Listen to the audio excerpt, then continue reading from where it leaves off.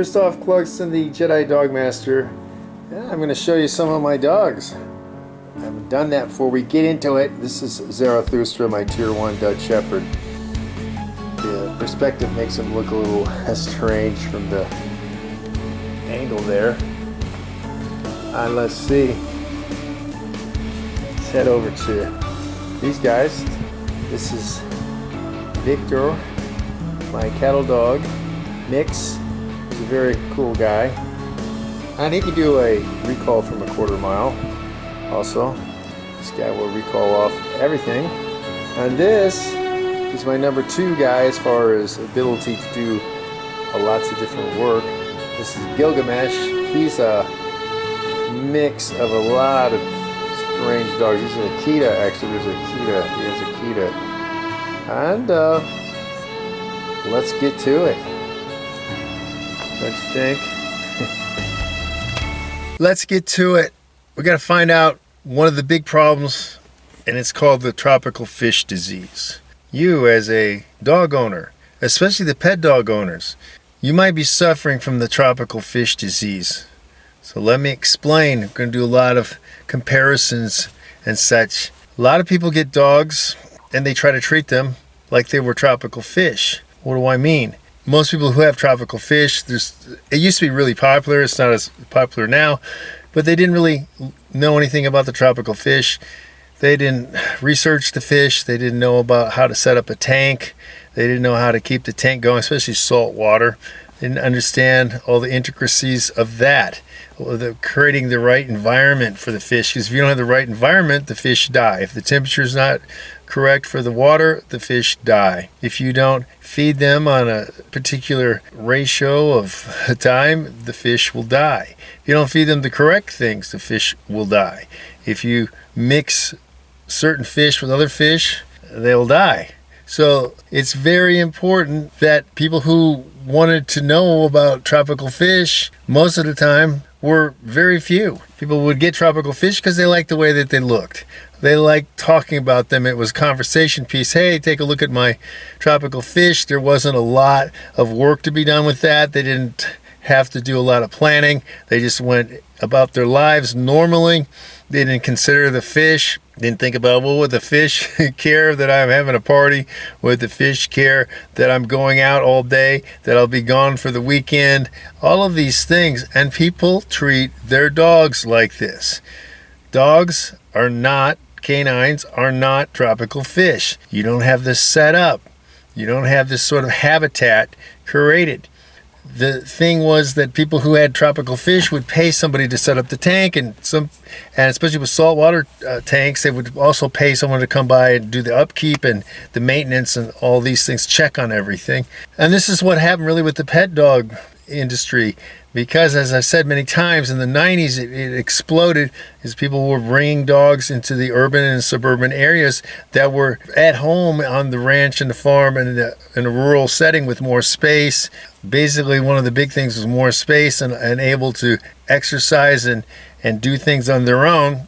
People were bringing these dogs, especially dogs like border collies or Australian shepherds, terriers, Siberian huskies, and then they wonder why these dogs are being what they would call destructive. Why are Siberian huskies digging? Why are they escaping? Why are they making weird howling noises? Why are the terriers digging things up? Why are the terriers trying to kill the cats? Why are they going after the squirrels? Why can't you have rabbits around fox terriers or greyhounds or lurchers or borzos or salukis or deerhounds or Irish wolfhounds? They fit into the sighthound category. Having a dog like a Malinois now, because you just cannot leave these dogs alone for extended periods of time. You cannot do it. Have you set up your tank? Have you created a kennel? Do you have a fenced-in area that's well guarded, that's safe for the dogs? And this is the same thing. People are getting into tropical fish disease, and also they didn't want to learn, as far as the pet dog owners, they didn't want to learn about their dogs. They didn't want to research canines. They didn't want to know about canines. They didn't want to be involved with the canines. They just wanted a dog to look at when they wanted to look at him. If they wanted to spend time with the dog, they'll spend time. That they were entitled to do whatever they wanted to do with the dog. and that the dog there was nothing that had to be done, that the dog wasn't owed a lot of things. A lot of people were missing the feeding schedule. They're just leaving food out because that's easier for them. Free range feeding, as it's called. Many of these things cause problems. A lot of problems because you're fighting. Again, people will say things like they have a Australian cattle dog, for example. Oh, I can't. Why is this dog nipping at my kid's heels? Why is he trying to nip? Because your little kids are acting like primates, screaming their little heads off, running quickly past the dog. These dogs were genetically geared to bite at the heels of cattle to move them. For example, why is the border collie trying to get my kids corralled and herd them? Because they were bred to do that. And let me explain something. Man has been involved with canines for a long time, and they've selectively controlled the breeding of them more than any other animal, pretty much, because they want certain genetic things, so they don't have to train it. They don't have to train the retrieving into Labradors or Chesapeake Bay Retrievers, Pointers, and several other dogs. Why are they doing this? Or herding dogs with the Border Collies, the Shetland Collies, all these Australian, all these dogs were selectively bred, and now you don't want what they were bred for. Well, quit getting dogs because of the looks, number one. Number two, why don't you train your kids? Huh? Oh, never thought of that. It's blame the dog, right? But aren't the kids supposed to be smarter? Don't you have language with them? Don't their cortexes get larger? Don't they have a frontal cortex?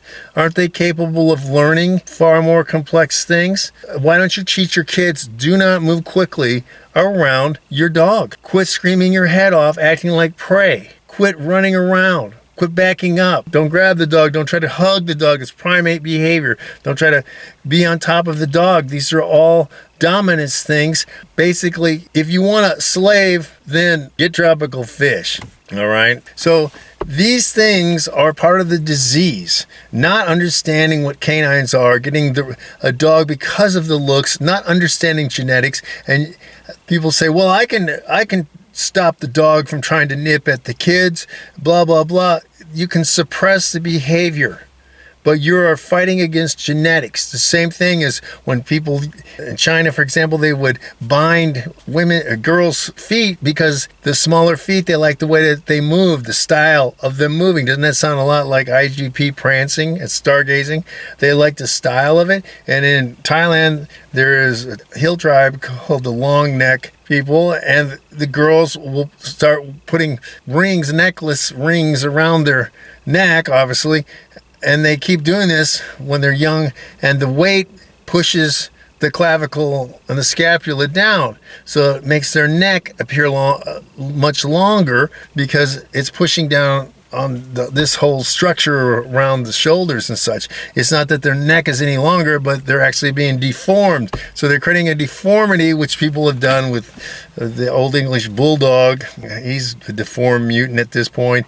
The King Charles Cavaliers, all of these cross weird pocket bullies, all of them are contrived mutants. But when you do that, you're trying to suppress behavior. As far as I'm saying, again, it's like saying, oh, I like the fact that the guy is 5 feet tall, but I want him to be 6'5". You can't. Or somebody's 6'5", but you want him to be 5 foot. What are you going to do? Cut the tibia and fibia?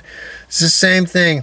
You're getting a herding dog and you don't want them to herd. If you try to suppress this behavior, it's going to leak and come out in other ways. And the same thing, if you have a dog that's meant to be running, Kelpie, or let's stick with these other dogs, Australian cattle dog that needs to run and is a rough and tumble type of dog because they deal with cattle and they can take it.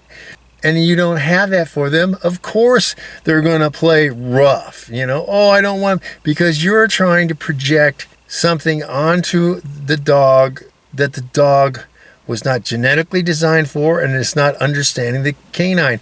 This is the problem. This is why you have all these. We didn't have these problems back in the 50s or even the 60s or the 70s. Because people who lived in the rural countryside had dogs. They had the space to roam. They could meet other dogs in neutral area. Everybody stayed on their territory, as it were. They had ways to really entertain themselves, and they were also able to get enough of the exercise on their own. It didn't have to be on a scheduled thing. You didn't see these dog-to-dog aggressions, this frustration, this separation anxiety. All of these things have occurred because people have moved dogs into situations where they would not live. That's not what they would live in. So, and if you don't know anything about real canines, I will point you again, free, another gift. Look at Dr. Ray Copinger's work. Enough said there. Those of you who are wise enough to go learn about canines, to want to be a cynologist, start there. The people who want to remain ignorant, you're going to be part of the tropical fish disease problem. Well, let me explain a personal example. My cattle dog mix had been returned to the pound 3 times. And I went there because someone had alerted to me that in the photograph he looked like the brother of my dog Gilgamesh, who I already had. So I went to see. It was a long drive too, by the way. It's like over 8 hours round trip. And so I went to see him, and he wasn't. He was different. He was striped. He wasn't brindle. He was tiger. He's tiger striped actually. Dog is cool, and I knew some of the people who worked there with the dogs in the back. There's 2 parts of this pound. There's the people at the front, and the people who work with the dogs. And the people in the back liked me, and I said, so what's the story on this dog? It's like, oh, he's been returned 3 times, and there's some story about him not getting along and blah, blah, blah. So I went to the front and said, I want this dog. And they're like, we don't know if we can give you this dog. Or, I don't know if you can pay for this dog.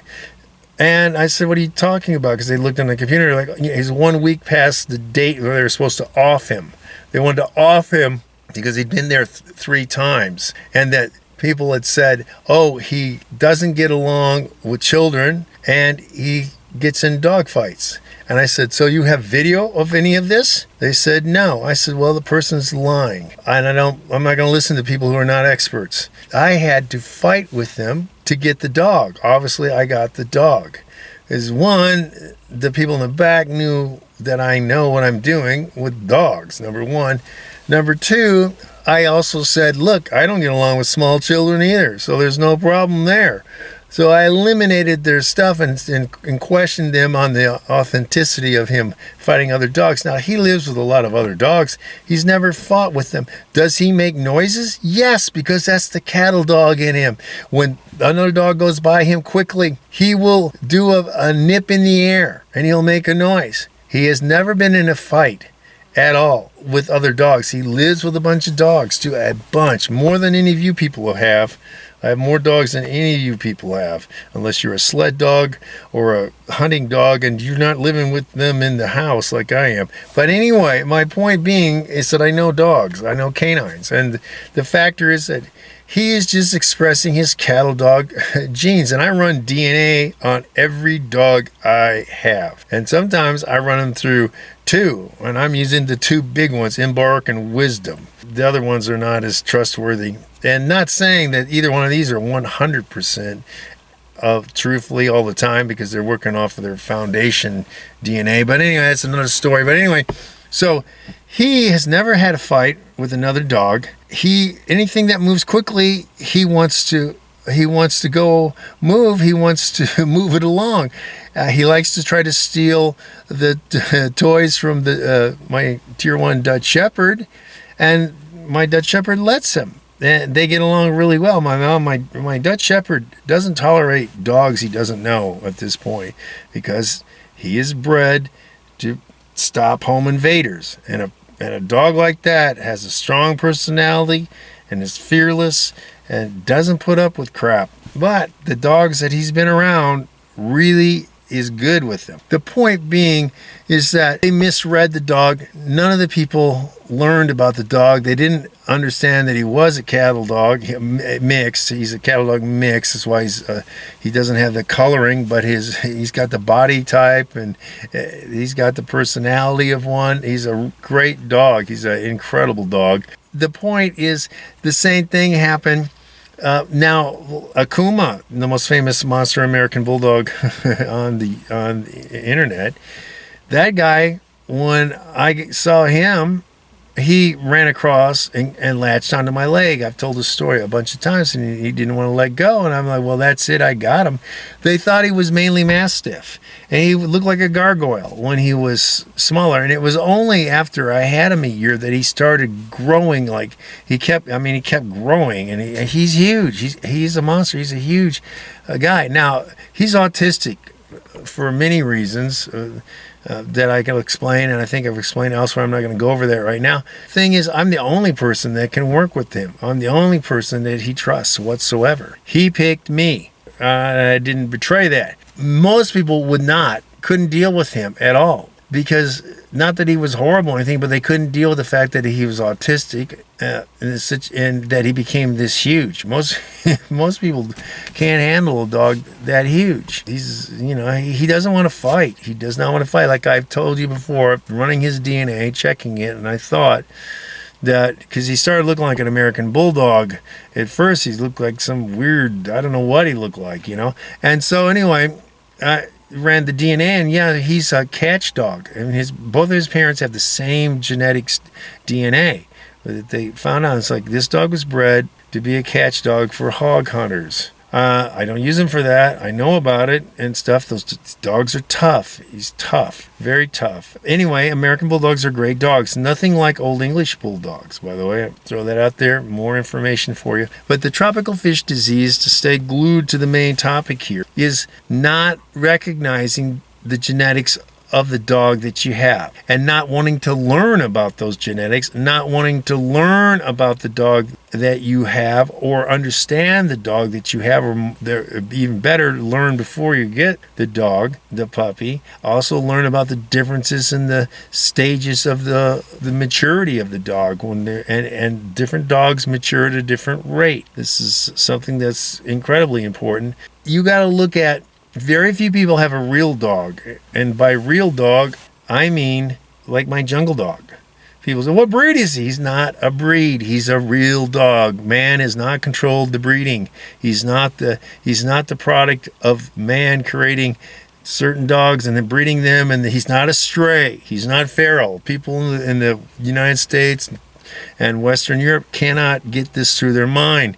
Most dogs in the world live as real dogs, just like squirrels. How many squirrels do you know that people have as pets? Not many, right? And it's like, what breed is that squirrel? Man is not messing with the dog's genetics, because once again, dogs, the familiar dogs, the domesticated dogs, as it were, have the biggest morphology changes of any mammal on the planet. It's unbelievable. But most could not exist they couldn't live. Like, for example, the jungle dog was living on his own. He's the right size, the right weight for his calorie intake, that he can meet it. And he's also agile and nimble and smart enough. He doesn't do stupid things. Now, every other dog that I have would not have lived and made it to the jungle, because he was dealing with cobras. He's dealing with the Cape, what you would call water buffalo, elephants. Also, there are tigers there. Thankfully, never ran into one. Of course, there's monitor lizards, big ones. And the most dangerous, two things that are most dangerous for the dogs are monkeys. They get in groups and monkeys try to kill dog. They don't try, they actually do it. Monkeys and dogs are generally mortal enemies because of this sort of thing. And then the human dog meat hunting scumbags who go around trying to get dogs and sell them to the Vietnamese or the Chinese. The Thais don't eat dog, but these other people do.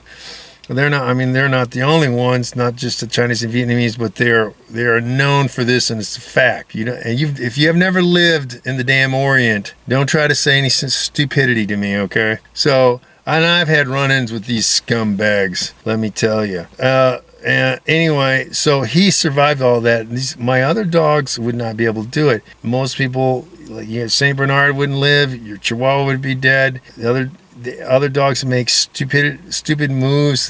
They'll eat things without examining it. They'll jump without looking. All these sorts of things. He will not do that. He's the smartest dog that I have, actually, overall. And I put that in there because I was aware of real dogs. Real dogs, they exist. And I wanted to get him out of there so that he would survive and make it much longer. And we've been together 5 years at this point. These are things that you got to know. Now, not everybody can do what I've done or be like me or know as much as me. I'm not saying that if you're not on par with me, it's not good, but you should be trying to learn about your dog. You shouldn't be a victim of the tropical fish disease. You should be saying, what can I do? How can I change this? Why don't I teach my children? Why don't I teach the other people that I live with how to act around a dog? Don't try to put all of the burden on the dog. Are you saying that the dog is smarter than you? Because I know most humans are not going to say that. They're not going to say that. You know, is the dog doing calculus? Not that everybody can do calculus either, but is the dog doing math equations and such? Is the dog driving the car? So you're telling me the person and the people who are driving the car that are operating the remote on the TV, doing the internet, all this stuff, are not capable of learning how to be around dogs? Then you're saying that you are pretty pathetic. Pretty pathetic. So this is something you need to look at and think about. And this is where the big problems, people don't want to talk about this because they don't understand it.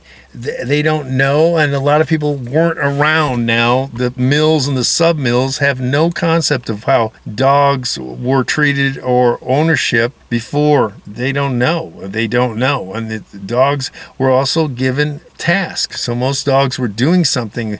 If they were on a farm, or if they were livestock guarding dogs, protecting the chickens even, or they were moving sheep and goats around, or they were being used for hunting birds and ducks, or they were being used to track other animals, or in some cases the bigger dogs were helping move different items. I mean, they actually loaded them up and had them pull carts and that sort of thing. Worked in coal mines, all this stuff they've done. They were, of course, sled dogs. And in Alaska, they started using dogs because the horses couldn't survive it. Anyway, so there's all these reasons that dogs had a certain personality, and you can't expect that to change. What needs to change is you, the human.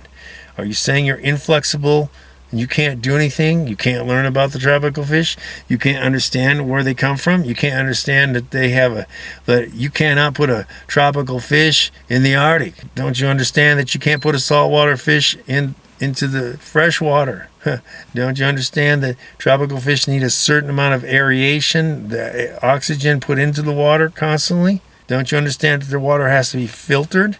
All of these things you need to learn. Now, use what I've said as an analogy about your dog. Don't become a victim of the tropical fish disease.